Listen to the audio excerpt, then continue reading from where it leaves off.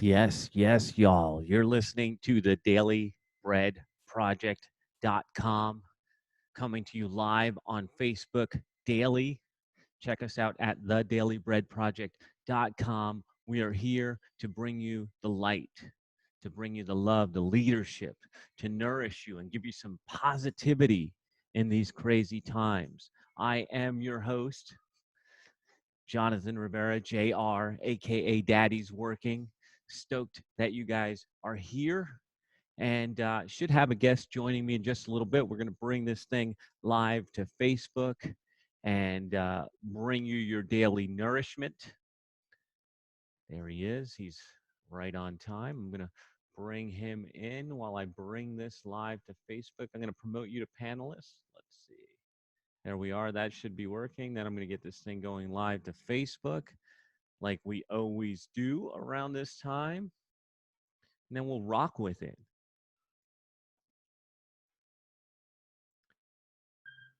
Yes, sir. Yes, sir. Kyle, what's up, brother? Doing well, man. How you doing, Jonathan? Oh man, amazing. Amazing. I'm talking to you. It's been a while and I'm glad that we have a chance to connect here, man. Thank you. Welcome. Welcome. Thanks for having me on. All right, let's see. I'll get this thing live to the Facebook page, then I'll share it to my personal page. If everything works, we will be live streaming, and then we can rock with it, man. All right. Let's see. I'm going to get over here, and I'm going to do a big intro for you. Or yeah, there we go. We're live. All right. So this is the dailybreadproject.com. This is your daily dose of positivity. We're bringing you love, light, leadership, everything that's good in the world. Out there, it's scary. It's chaotic. The news is breaking you down. In here, we're building you up and bringing you love. This is the dailybreadproject.com. I cannot do this by myself, so I enlist the help of my friends. Today, I have Mr. Kyle Newell here with me. What is up, my man? Doing great, man. I'm doing great, Jonathan. I'm psyched to be here, and I'm all about positivity. So Of I'm psyched. course. That's why I invited you. Dude, you look like you slimmed down a bit. Have you been cutting or what are you doing, bro? You look good. I have been a little bit, not necessarily intentionally, but I started doing longer form fasting about a year ago, and kept about 25 pounds off since I started that. So I feel good. Damn, brother. Yeah, you looking good. All right, cool, cool, cool. So here's the rundown, and I'm trying something a little bit different this week. If you've been watching, I've changed it up just a little bit. We talk about power, positivity, leadership, and love here. And so what I want to do is start out with you giving us a little idea of what you would say your superpower is. My superpower is having a very persistent, optimistic mindset and being able to teach our clients and people about how the brain works. And that helps people connect the dots and realize how they can control their inner dialogue. Love it, man. So tell me more about this inner dialogue thing. I don't think that most people realize how big that is. And so just give me a little more detail on how it works and how it sabotages most people without them realizing. Sure. Something I study and teach a lot is called mind mapping. Talked to me by this guy, Dax Moy. And one of the things that Dax teaches us is there's 6 different types of environments. The first one is the mind, the inner dialogue. The brain always has an inner dialogue going, and usually it's negative. The brain is hardwired for the negative. It's a survival mechanism. Now, that inner dialogue is going to drive your actions and your behaviors and your beliefs and your feelings. So we can change that just by asking our brain certain questions, by reframing, saying, what's great about this problem? And just being self-aware of, say, hey, I keep thinking this, and this is not serving me. So it really starts, the inner dialogue is about self-awareness. So that's really the gist of that. Dude, wait a second now. I'm gonna play devil's advocate because of course you know I agree with you, but I have to play devil's advocate here. Yeah. Oh snap, I'm out of work. Oh snap, the world is changing. Everybody's got all kinds of terror going on and money's not coming in. How do I reframe that as good? Your brain will, if you ask it what's great about this, will find an answer. There's something called the open loop theory, right? And the brain doesn't like that gap in that loop. It's going to come up with an answer to whatever you ask of it. So in this situation, right, with Corona quarantine, what's great about this? Well, for me, for example, use myself as an example. If the gyms fail, if they go under, I'll restart them from the ground with changes that I wish I had made earlier. I'll restart them with a new base. I'll restart them with a new gratitude. What's great about it for me on a family front? I have more family time. I'm at home at night now. I'm getting more rest. I'm focusing more on my things like meditation, and I'm getting to teach more about mindset right now. So these are all great things that are there and present becoming this rather than the doom and gloom.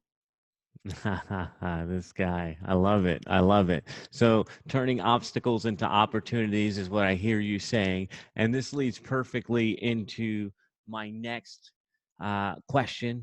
And it's about positivity. What are you doing? So you've been, I know you, so I know that this has been a lifelong pursuit for you.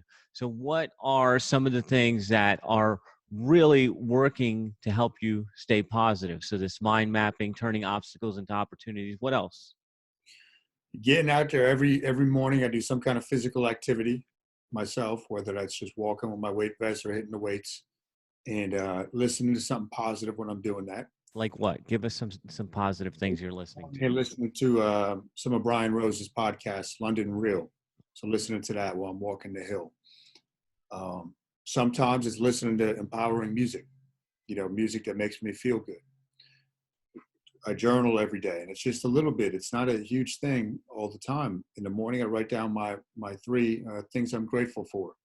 At night, I write down 3 wins for the day. So just constantly trying to refocus my direction and my attention, I should say, on the positivity in my life, and really just getting to. I feel like this moment, this is something that I was made for. Just kind of being the beacon of light. I really feel that way. Holy crap, dude. You just took the words out of my mouth. I've been saying that, like, as we've been going through this, I've been thinking, like, this is what everything I've ever done is for. Like, I'm like, this is my time. And so it's so crazy to hear you, like, those are the exact words I'm saying. Like, that is unbelievable. That's why you're here. That's exactly why you're here. Were you always like that? Were you always positive like that? Yeah, yeah. I've always, for at least the past 20 years. I remember when I was in high school playing basketball, I got really into mindset and psychology, but I've always had this just overly optimistic outlook on life. And maybe it's naive, but I don't care because it serves me well. And I'd rather be that way than not. And, some people it could be overbearing, but it's really what I believe is that life is supposed to be fun, and it's supposed to be something that we're supposed to grow and be happy with. Growth, man. So talk to me about growth. Physically, you've always taken care of your body. You're a gym owner, you've been a trainer, you're growing mentally. What are some of the best practices that you use that keep you growing daily? Constant curiosity, right? That constant, I believe one of my philosophies, Jonathan, is emptying my cup. So constantly pouring out my cup so I can learn something new. Constantly learning. I mean, you taught me for a few years. I always have guys in my life that I look up to that can teach me and that have walked a certain path where they're not just talking, where they're actually walking the walk, right? Why is that important though? Because I mean, we're like right now in this time, there's probably more people talking than ever. But why do they need to walk? Why does that matter? Talk is cheap. It's that old. My dad used to tell us that. He's talk is cheap. Show me. And there's so many people that, like with this situation, right now, people have the time to work on their dreams. They're not commuting. They have all this time, but 99.9% of them are going to come out of this unchanged. They're not going to take action. Action is leads to confidence, right? Action leads to confidence. Action will overcome fear. If people won't take action, it's because they have a certain level of fear, and that's okay. I understand that, but that's not somebody I'm going to follow. I'm not going to follow somebody, sheep that's just going down that fear path. Not going to happen. Yeah, buddy. I've done a couple of stories. I'd rather die like a lion than live like a sheep. That's it. Yeah. That's where I'm at, baby. Cool, man. So, all right. So let's let's talk about leadership. And You're a leader for your family. You're a leader for your team because you have business on the ground. You're a leader for your clients. And so, what, if any, what has changed in your leadership style these days? I try to be better with my communication. There's I was listening to something yesterday on leadership, and sometimes it's something that we're kind of thrust into. Sometimes we're just put in that position. But with me, if I think of the gyms and Newell Strength, it was a passion and a belief I had and a certain philosophy about physical fitness and mindset. And then people started wanting to become a part of that journey. So it was kind of just a position I wasn't intentionally going after. And with that in mind, a lot of times I'll make decisions and I'll do stuff very quickly, and I haven't always been the best at explaining that to people why I'm doing something. It's just my belief because, hey, you want to come along for the ride, that's fine. But now I try to be more conscious of, okay, here's why I'm doing this. You might be scared of it, that's okay, but I'm going to do this, and just keep following my lead. So really making sure everybody's on the same page, not saying, but they understand why I'm doing what I'm doing, communicating. Have you read? I know you're a big reader too. Have you read Extreme Ownership? I have it right up there. Yeah. Dude, because that's what it's reminding me of. It's like we need the commander's intent. We need to tell them why we're doing this, and then we need to give them some room to get us to the goal. And I'm Yes. with you. I'm terrible at like, all right, I shouldn't say that because that's negative programming. I know I could be better at the communication piece, like Yep. telling people why, because then they can jump on board. And Yep. so what else? So telling people why, the communication piece, any other changes, any other things that are better now than they were before? Um, I'd say they're better just because more repetition with the stuff. As far as just, I believe in leading by example. I believe in, if I'm going to tell, hey Jonathan, try this, then it's something I have to be practicing and I have to know inside and out. And I always believe that, like with this situation, I always believe on upping our mental toughness, constantly putting ourselves in a position to be more mentally tough, but not just preaching it. Let people see you out there challenging yourself. Let people out there see that you're going to grow through adversity, and just doing those types of things. And I think that's very attractive to a lot of people because they want to do that themselves. They just need somebody to show them how to do it or lead by example. So Or that it could be done. Well, yes. hell, if Kyle can do it. Why can't I? Right. Exactly. Right. Yeah. So, talk to me a little bit about that because that is one of my favorite subjects. Storytelling and mental toughness are two of my favorite subjects. And so, what are some of the things that you've done to cultivate your mental toughness? I always believe that with mental toughness, you have to constantly put yourself outside your comfort zone, right? And that could be through a workout. That could be writing with your opposite hand in cursive, just something little. I could think back when I was still bodybuilding pretty heavily. I would go to the local gym right down the street and I would wear spandex pants, nothing over them. And I would do that because I knew this is going to be very weird. People are going to think I'm crazy, but I knew it was stepping outside my comfort zone. The past 2 mornings, those are more conditioning days. So I put on an 80-pound vest, and this morning I'm carrying 25-pound dumbbells in each hand up and down a hill. I went 45 minutes. I had to set them down. So that's 130 extra pounds on me, where it's uncomfortable, but I know, okay, you're pushing yourself a little bit. I could just walk A without. little bit. That's it. But then it starts becoming a norm. So that's why I had the dumbbell. And then it's like, okay, how are you constantly going to push yourself out there? I go to jujitsu now, something I started since we've last spoken. And, I'm an novice there. I feel out of place. I've been going about a year and a half now, but you're going to put yourself in position. Okay, this is what it feels like to get choked out. This is what it feels like, and constantly, how do you keep upping that so your comfort zone is over here now? Pushing boundaries. I like it. Getting 1% better, just a little bit at a time. Damn, my weight vest only has 10 pounds in it. Now I just feel like Yeah, a loser. like at least 40. Too good, man. So what about some resources? So what would you like? What's your favorite book or resource on mental toughness? Like I said, it's one of my favorite topics. So I'd love to share some more on this. One of my favorite books is The 50th Law, written by Oh, Robert. yeah. It's a great one. It's my favorite. A lot of people shy away from that book because 50 Cent, it's highlighting 50 Cent, but the But book it's is Robert Greene. Robert Greene. Yeah, it's phenomenal, and it's just about acting with fearlessness in life, and it gives you all these stories and throughout history, Napoleon, all these people, and that was a great book to me. And then Awaken the Giant Within, probably the first one that really got me kickstarted on all of this by Tony Robbins. Just awesome. I mean, that is a fantastic book. Stephen Pressfield, The War of Art is one of my favorites. Overcoming the Resistance, how he talks about that in the book. But those three, right? Those are like three of my favorites. Have you read Relentless by Tim Grover? I haven't. I don't think I Oh, have. put it Actually, I had on put it on your list, bro. make a list. I Yeah, gotta. you're gonna like that. It's one of my favorites as well. Okay, so that's a good set of books there. And so let's keep moving forward here. And so when I talk about love, right? We've talked about superpower, we've talked about positivity and leadership. When I talk about love, I want to ask, what opportunities are you loving right now? What do you see that you think is going to be great and come from this time right now? I think how passionate I am about mindset and mind mapping. This is really the opportunity where people are seeing that, and they need it now more than ever. And say, okay, there's a whole separate business which you've talked to me about in the past before, with just mindset and mind mapping. So that's a great thing. As far as living out my philosophies, like we said, we're built for moments like these. Well, now people get to see that, and it's not just talk.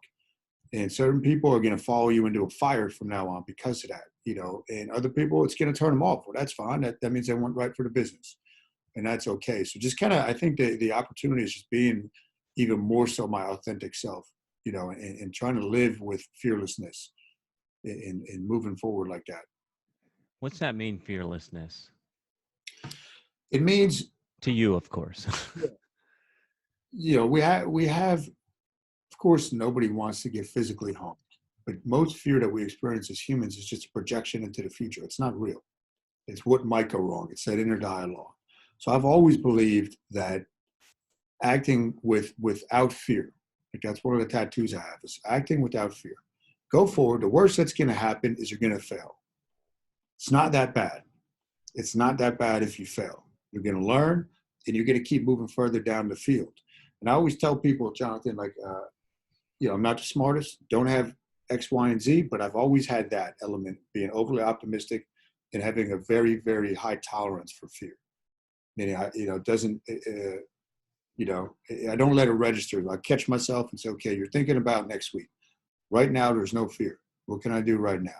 So that's kind of what it means to me, is being present and taking action. So I'm going to translate this to what I understand, and it leads me to another question. You're saying acting without fear, and all that's ringing in my head is faith. And so, how does faith play in your life? Faith is huge. It's I actually made another podcast about that this morning. Faith over fear in this situation. Faith is trusting in the unseen, the stuff that higher power that we can't see. The faith that everything's going to be okay. In this situation, should be a wake up call for people. If they're that scared, that shows you where their faith is at. If they're that fragile, then that shows you where their faith is at. And if you believe that there's a higher being and there's something bigger than us, then you got nothing to fear, right? Fear just shows you where you're lacking, and trusting in the unseen and the higher power. That's what faith is to me. Dude, I got goosebumps. I'm not even kidding. Fear shows you where your faith is at. That is money, bro. That is money. I love, love, love, love that. All right. So here's a fun one. And you've actually been talking about this the entire episode. So looking back 5 years from now, how do you want people to remember you in this time? True to my word, fearless, philosophy, sticking by my life's philosophy, which there's so many ways I can use that right now. I've been trying to live it out in this situation where we talked about, like, you know, allow people to talk is cheap. Well, now, okay, now it's real. What are you going to do? Do you believe in what you've actually been preaching? I want people to look back and say, man, he just kept going. He didn't follow the sheep. He didn't just take it at you know, what they're telling us. You know, there's a whole another thing, and it's I believe we're seeing a shift, you know, and I want to be a part of that, a shift in consciousness for people too. I think more people are awakening to a higher faith right now, and they're realizing, hey, there's something going on here. There's something going on, and we can't just be controlled by people hitting the fear button. I want to lead that charge. Who's hitting the fear button? I'm curious. Media. It's the media. I think they're playing people. I think. Why would they do that? Come on. You know my belief on this, man. Social media, and people want to be the victim. People love being the victim, and I've been saying the whole time. I mean, this is a Trojan horse. Something else going on here, and I feel very confident in saying that. And it's a control thing. You look at all totalitarian regimes. This is how they began, and people got to start paying attention. That, hey, this is going on, but meanwhile, all your freedoms and this stuff is being taken from you. Are you just going to let it happen, or are you going to start asking questions? And you know, I'm going to ask questions. Bro, I mean, it's not like we never had a gap. And I mean, we're like one mind, because that's what I keep telling Cupcake too. She's telling me, oh, this is going on. And I'm like, why are you letting them get in your head? Why? I mean, that's exactly what they want. And so I felt the same way, not to get into any conspiracy theory or any of that, but I'm with you that this is a dress rehearsal for control. And the best way to control people is, number one, keep them scared. Number two, people wake the F up. Number two is keep them separated, right? Social distancing. You're apart. So therefore, you cannot rise up. You cannot build each other's confidence. And that right there, that is why I started this, because I said, hey, man, they're trying to keep us apart. They're trying to mess with us. I'm like, I'm going to bring people together. I'm going to bring positivity to battle what's going on out there. And so clearly you can tell I'm a little fired up about that. So brother, as we're coming towards the tail end of the show, anything you want to talk about, anything you want to share with the folks out there watching, listening? Yeah, I would say use this opportunity for growth, because it's a gift. It's a gift, right? So we have the human evil, right? The ones like we were just speaking of. But you also, if you have faith, you got to realize that there's another power at work here. And this is a gift. People are never going to have this type of time again with their family, this type of time to work on relationships. They're not going to have time to really reflect on what they're grateful for, you know, in life that we take for granted. Being able to go out for a beer, being able to go to a ball game, being able to go to the gym and work out. All this stuff that people don't realize how great we actually have it here in America. Now it's gone. So you better reflect on it and keep a journal on this stuff, because you're going to want to look back on it and, you know, use it as a growth point, as a growth opportunity. Yeah, man. So what I like to say is, Kyle Newell, thank you for bringing the light. And light is now an acronym. Leadership in good and hard times. Because it's easy when everything's good and everybody's happy, it's easy to be a leader. But when the stuff hits the fan, like is apparently going on right now, this is where we're seeing real leadership, real light, real love. And so you brought the light today, brother. I appreciate you. Where can people find you if they want to hang out with you?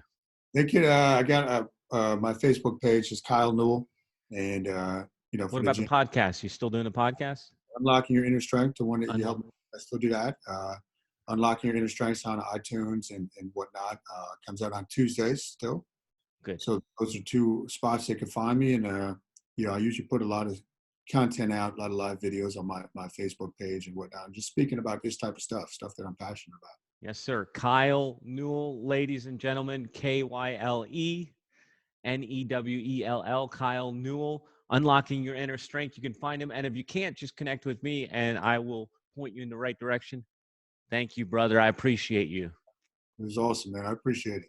Yes, sir. So you are listening to the dailybreadproject.com. We just gave you the opportunity to grow, to get better, to be happier, to do more, have more, be more, and give more, all on this episode. If you loved it, share it. If you hated it, share it. I don't care. Just share it. Thedailybreadproject.com. Thank you, guys.